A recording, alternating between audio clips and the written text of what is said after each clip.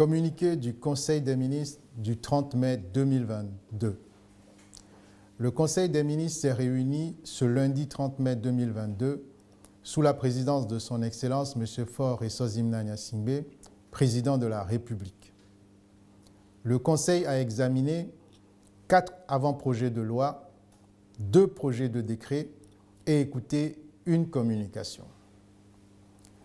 Au titre des avant-projets de loi, le Conseil a examiné et adopté l'avant-projet de loi portant modification de la loi numéro 2017-007 du 22 juin 2017 relative aux transactions électroniques. L'évolution rapide des technologies et la mise en œuvre de la stratégie digitale du gouvernement requièrent une adaptation permanente des textes existants afin de les mettre à niveau et de les aligner sur les projets de transformation numérique.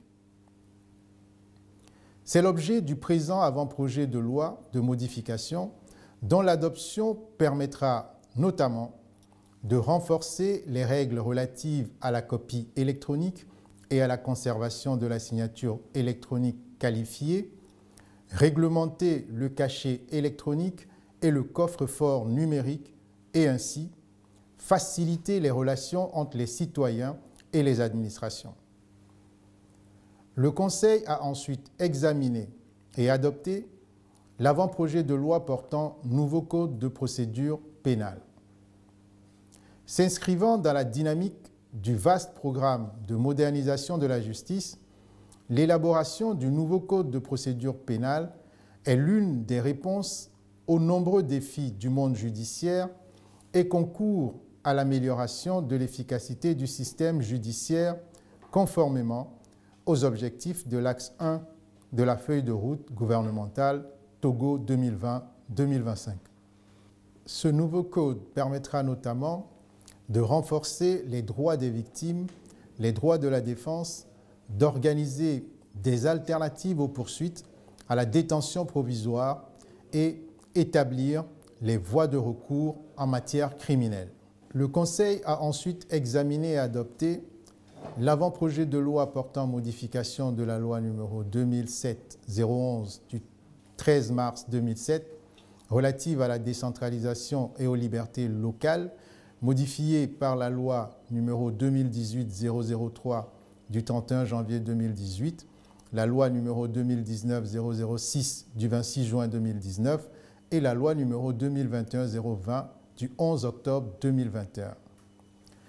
Tirant les leçons des 3 ans de mise en œuvre des différents textes relatifs à la décentralisation et aux libertés locales, le présent avant-projet de loi est élaboré pour apporter des clarifications sur les dispositions relatives au rôle de coordination dévolu aux conseils régionaux, à l'interprétation de certaines compétences par les collectivités territoriales, à la destitution du maire et de ses adjoints. Le Conseil a enfin examiné et adopté l'avant-projet de loi modifiant la loi numéro 2019-018 portant attribution et fonctionnement du district autonome du Grand Lomé.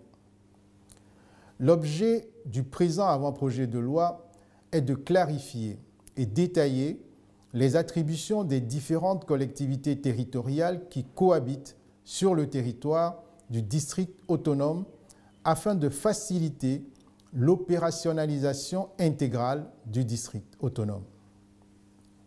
Son adoption permettra de régler la question de la coordination d'activités exécutées dans le cadre de compétences exercées par les 13 communes en vue de s'assurer de la même qualité des tâches, en particulier celles relatives à la salubrité dans l'ensemble de la capitale. Au titre des projets de décret, le Conseil a examiné et adopté le projet de décret portant définition du ressort territorial et la répartition du nombre de conseillers par région et par circonscription électorale. Le présent projet précise, pour chaque région, le ressort territorial, le nombre de conseillers et la répartition de ce nombre de conseillers entre les préfectures relevant du ressort territorial. Il faut rappeler que le nombre de conseillers est fixé par région et défini selon un critère démographique. En outre, il est proposé une harmonisation du nombre de conseillers pour les chefs-lieux de région. Ainsi, chaque chef-lieu de région dispose de 7 conseillers régionaux. Le Conseil a ensuite examiné et adopté le projet de décret portant attribution, organisation et fonctionnement de la Direction nationale du contrôle de la commande publique DNCCP.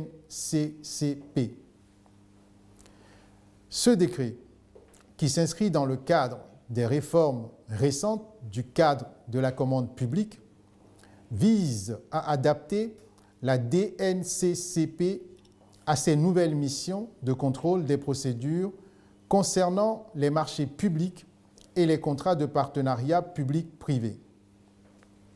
Cette réforme permettra à la DNCCP de renforcer l'efficacité et la célérité des procédures de traitement des dossiers. Au titre des communications, le Conseil a écouté une communication sur l'état d'avancement des préparatifs de la campagne nationale de reboisement 2022 présentée par le ministre de l'Environnement et des Ressources forestières. Cette communication a pour objectif de faire le bilan de la campagne nationale de reboisement 2021 ainsi que l'état d'avancement des préparatifs de celle de 2022. La campagne nationale de reboisement 2021 a permis la mise en terre de 3 303 000 plants sur une superficie de 4 500 hectares grâce à la mobilisation de tous les acteurs. Afin de faire encore mieux en 2022, et compte tenu de l'étendue du défi à relever, il est prévu pour ce 1er juin 2022, jour du démarrage de la campagne nationale de reboisement, la mise en terre d'1 million de plants. Les opérations se poursuivront sur toute l'étendue du territoire national pour atteindre un total de 21 000. Les opérations se poursuivront sur toute l'étendue du territoire national pour atteindre un total de 21 384 000 plants pour la campagne entière. Le gouvernement invite l'ensemble de la population à se mobiliser massivement pour permettre à notre pays d'améliorer son couvert forestier, priorité nationale en réponse à la dégradation continue des ressources forestières et à la lutte contre les changements climatiques. Fait à Lomé, le 20 mai 2022, le Conseil des ministres.